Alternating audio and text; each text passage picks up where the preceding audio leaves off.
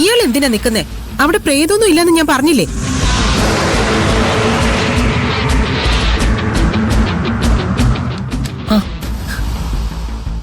പാറു എന്താ ഇവിടെ നിക്കുന്നേ?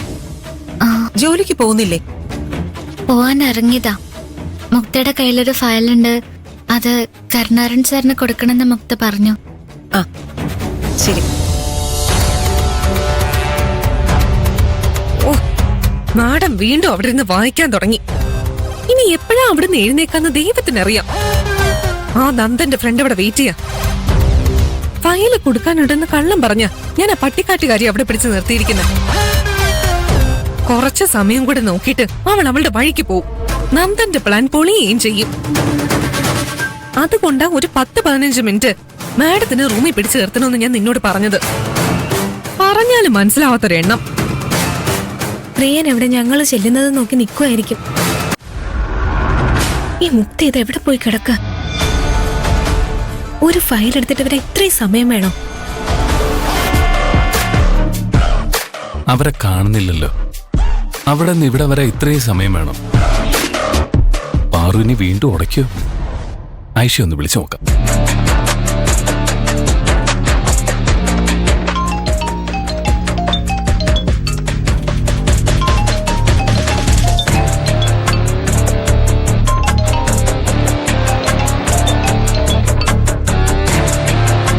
ഹലോ പ്രിയൻ.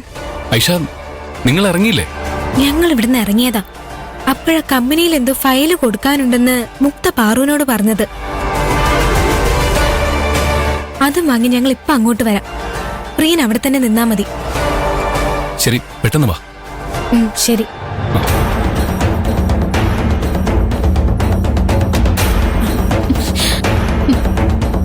പാറു, പാറു, നിന്റെ തലവേദനയുടെ കാരണം എനിക്ക് മനസ്സിലായി.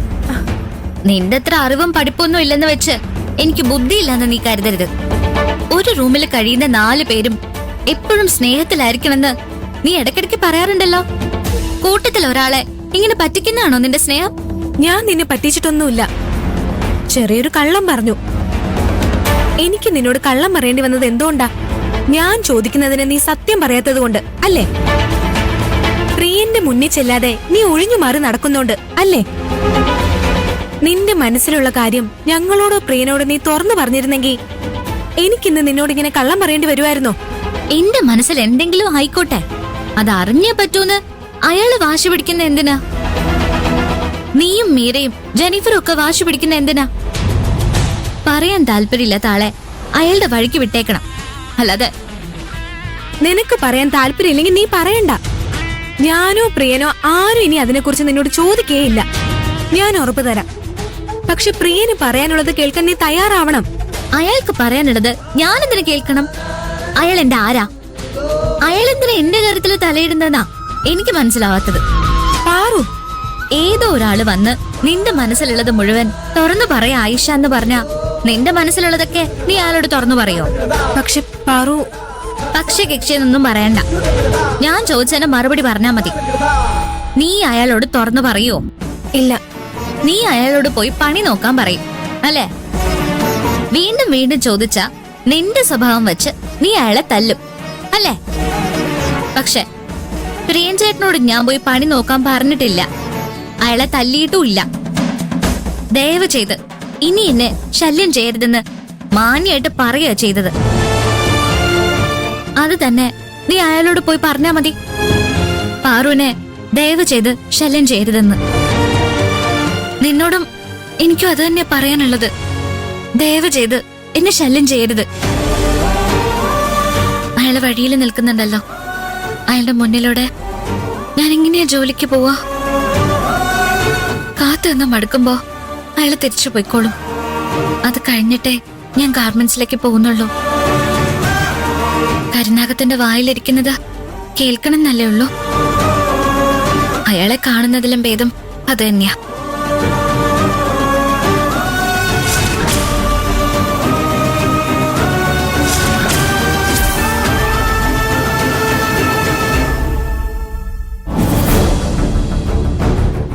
മിനിറ്റ് കൊണ്ട് വരാന്ന് പറഞ്ഞിട്ട് അവരെ കാണുന്നില്ലല്ലോ. അവളുടെ ഗന്ധർവൻ ഞാനാണെന്ന് പറഞ്ഞ് പാർവതി വിശ്വസിക്കണമെന്നില്ല. കുറേയേറെ ചോദ്യങ്ങൾ ചോദിക്കാനും ചാൻസ് ഉണ്ട്.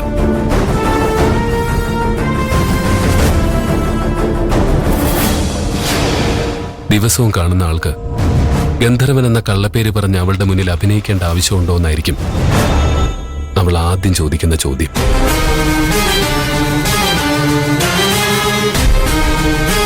സിൽവർ ജൂബിലിയുടെ അന്ന് ഗന്ധർവൻ അവളുടെ മുന്നിൽ ചെല്ലുമെന്ന് ഞാൻ അവൾക്ക് വാക്ക് നൽകിയതാ. അന്ന് മുഴുവൻ സമയവും അടുത്തുണ്ടായിരുന്നിട്ടും ഇത് പറയാതിരുന്നത് എന്തുകൊണ്ടെന്നായിരിക്കും അവളുടെ മറ്റൊരു ചോദ്യം.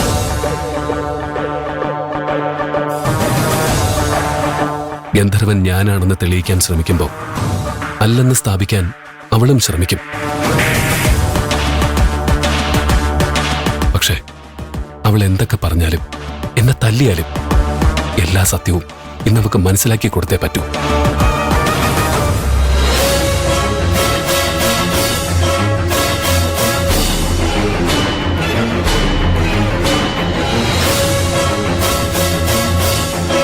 പ്രിയൻ, അല്ല, പാറു വന്നില്ലേ? ഇല്ല. പ്രിയൻ ഫോൺ ചെയ്യുമ്പോ അവൾ എന്റെ കൂടെ ഉണ്ടായിരുന്നു. ഞാൻ മാറി എന്ന പ്രിയനോട് സംസാരിച്ചത്. എന്നിട്ടും അവള് കേട്ടു. വായി വന്നതൊക്കെ എന്നെ വിളിച്ചു പറഞ്ഞിട്ട് അവള് റൂമിലേക്ക് പോയി. പ്രിയന് പറയാനുള്ളതൊന്ന് കേൾക്കുന്ന ഞാൻ അവളോട് റിക്വസ്റ്റ് ചെയ്തു. അയാള് പറയുന്നത് കേൾക്കാൻ ഞാൻ അയാളുടെ ആരാന്ന് അവള് ചോദിക്കുന്നേ. ഒരാളോട് റിക്വസ്റ്റ് ചെയ്യുന്നതിനൊരു ലിമിറ്റ് ഇല്ലേ? അവൾക്ക് പ്രിയനോട് സംസാരിക്കാനും പ്രിയൻ പറയുന്നത് കേൾക്കാനും താല്പര്യമില്ലെങ്കിൽ അവളോട് സംസാരിച്ചേ പറ്റൂന്ന് പ്രിയൻ എന്തിനെങ്ങനെ വാശി പിടിക്കുന്നേ? എന്നെ എന്റെ വഴിക്ക് വിടുന്ന അവൾ എപ്പോഴും പറയാറുള്ളത്. അത് തന്നെ എനിക്ക് പ്രിയനോടും പറയാനുള്ളത്. അവളെ അവളെ വഴിക്ക് വിട്ടേക്ക്. അവളും അവളുടെ ഒരു ഗന്ധർവനും അവരെന്ത് വേണമെങ്കിലും ആയിക്കോട്ടെ. പ്രിയൻ ഇനി അതിനെക്കുറിച്ച് ചിന്തിക്കണ്ട. പ്രിയന്റെ മാനസികാവസ്ഥ മനസ്സിലായതുകൊണ്ടാ ഞാനിത് പറയുന്നത്. പക്ഷേ അവളെ അവളുടെ വഴിക്ക് വിടാൻ എനിക്ക് പറ്റില്ല ഐഷ. എനിക്ക് മനസ്സിലാവുന്നുണ്ട് പ്രിയന്റെ ടെൻഷൻ. പ്രിയന്റെ ടെൻഷൻ എനിക്ക് ശരിക്കും മനസ്സിലാവുന്നുണ്ട്. പക്ഷെ അവളുടെ നല്ലതിനു വേണ്ടിയ പ്രിയൻ ഇടയ്ക്കിടയ്ക്ക് അവളെ കാണാൻ ശ്രമിക്കുന്നതെന്ന് അവൾക്ക് മനസ്സിലാവണ്ടേ? അവൾക്ക് ഒരു കുഴപ്പവും വരാതിരിക്കാനാ ഞാനും ജെനിഫറും മീരയൊക്കെ അവളുടെ കാര്യത്തിൽ തലയിടുന്നതെന്ന് അവൾക്ക് മനസ്സിലാവണ്ടേ? പ്രേമം തലയ്ക്ക് പിടിച്ചുപോയ ബുദ്ധി പോലും നഷ്ടപ്പെടുന്ന എനിക്ക് ഇപ്പോഴാ മനസ്സിലാവുന്നത്. ഗന്ധർവനെ കുറിച്ച് അവൾക്കറിയാത്ത എന്തോ രഹസ്യം അവളെ അറിയിക്കാനുണ്ടെന്ന് പ്രിയം പറഞ്ഞിരുന്നില്ലേ? എന്താ അത്? അത് ഐഷ, ഗന്ധർവനെ കുറിച്ച് പ്രിയം മനസ്സിലാക്കിയ സത്യം എന്നോട് പറയേ. ഞാനത് അവളോട് പറയാം. ഞാൻ പറഞ്ഞാലും അവളത് കേൾക്കാനൊന്നും തയ്യാറാവില്ല. എന്നാലും ഞാനത് എങ്ങനെയെങ്കിലും അവളെ പറഞ്ഞ് മനസ്സിലാക്കിക്കോളാം.